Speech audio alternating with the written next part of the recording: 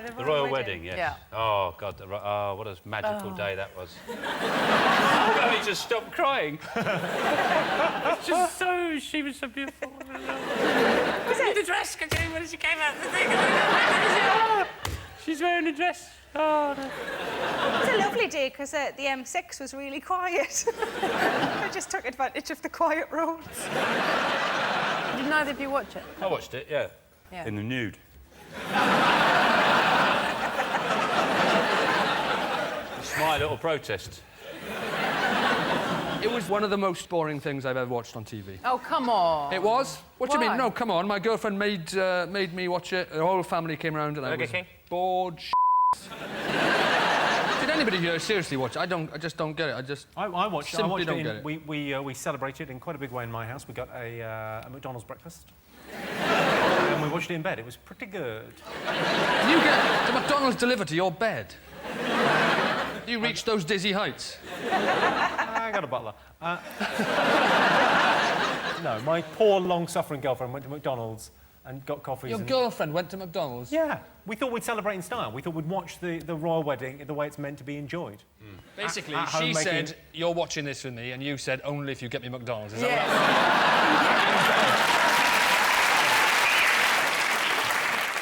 It was one of those things where not only did I hate that it was happening, but I hated that people were enjoying it. And I hated seeing happy people buying crap and thinking... They waved a flag for 2 hours and then they binned it. 140 tons of crap. That no one knows where it went. I reckon Nick Griffin just went around in a transit, just grabbing all...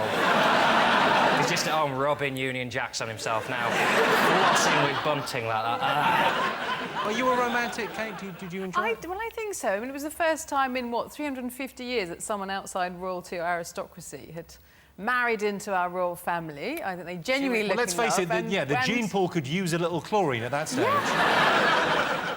But now it's Pippa, really, that the focus is on. Well, the real Pippa, I don't know if you're aware of this, but Pippa has a bum.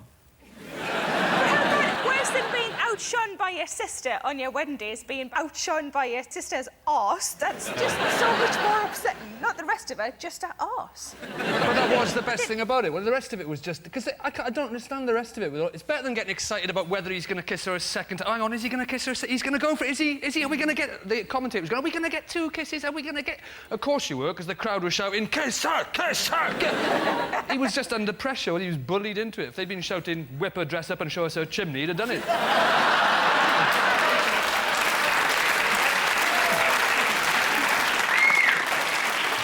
Now, Greg, you got married recently, right? Yeah, my lovely wife, Heidi. How did you meet your wife? On Twitter. Were you following her, or...? She was following me. Like a lazy stalker? Well, you chat to your followers, and then this girl was clever, obviously clever, and she was funny. And I looked at her picture and I thought, That's beautiful. That's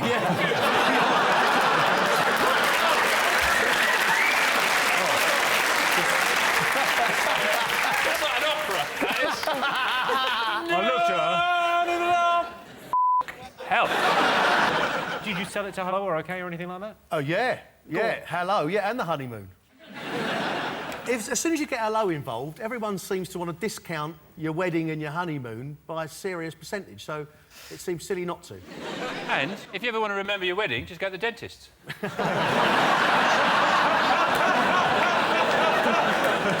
It's a win-win. Oh, I've got to get a root canal, but no, what a lovely day we had. Perfect. Kate, did you get married as well recently? Yeah. I got married in December. And now you're knocked up. Oh. I know. He works fast, yeah. Does he? Well, never mind. How did you meet? Well, I was going off to Iraq, and you have to do a course called a hostile environments course. And generally, you get kidnapped, hood over your head, tied up, beaten up a little bit. And then he did that to you, and then you went, should we go for a... And then he took me off into the bush. Yeah, no. And then you have to negotiate yourself out of the situation. I'm just digging myself into a really big hole. You had to negotiate yourself out of the situation? Yeah. What did you offer? Money I've wasted on Jamie's Italians. OK, let's see if the royal wedding is one of the most talked about things in the last 12 months. Yes, of course. The royal wedding was an amazing moment. If you're wondering how William wooed Kate Middleton, he did have the best chat-up line of all time. Nice face, love. Look better on a stamp. Sarah Ferguson has revealed that Prince Andrew carried a photo of her to the royal wedding, as did all the security men. Well, we've only got one choice, really, haven't we? I think we'll pick the person that is sat next to me. Go on, then. We asked the studio audience, would you complain if you were served a terrible meal, yes or no? What do you think this audience said? I never have. Zeppo said yes. No, do not do that. Do not help him. Look, Of course he put his hand up. God love him, he's happy just to be indoors.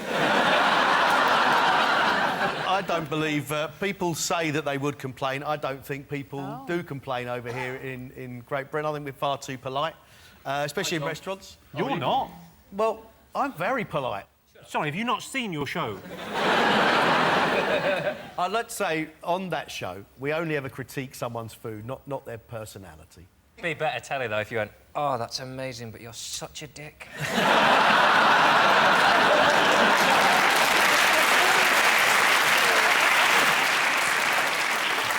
What's the worst thing you've had on MasterChef? What's the worst? I think we had a fella who happily roasted a quail beautifully and, for reasons best known to himself, stuck it on top of a chocolate cake. Sorry, can I just... I'm not even looking, but I presume Sarah's mouth is watering. Sarah's going, finally, I can enjoy chicken. It's like Nando's and Thornton's.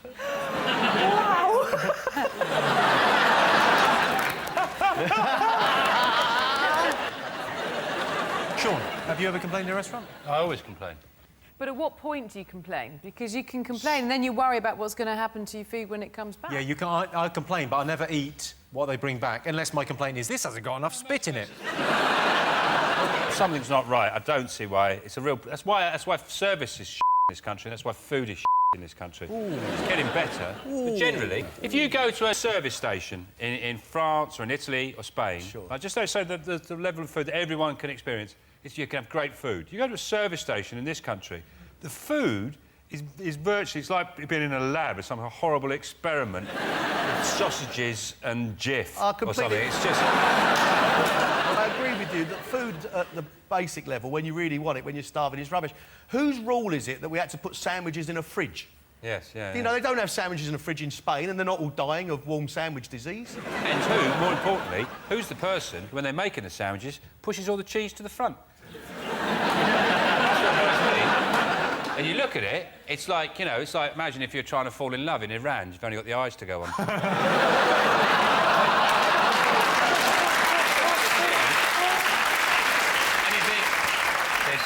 There's loads of cheese in there, and then you open the sandwich, and there's just like a little cheese hill going down to nothing. I once bought a baked potato in a big food hall in Australia, and... You travel for lunch, don't you? I was in Australia and I bought, I can't remember where, and I bought a baked potato in one of those polystyrene things. I opened it up, and as I was eating, there was a piece of shelving bracket. L-shaped shelving bracket, I swear to God, in the baked potato. And I took it back to the bloke, and he goes, you know, that's nothing to do with me, mate. And I pointed behind him, and there was literally a shelf like that behind him.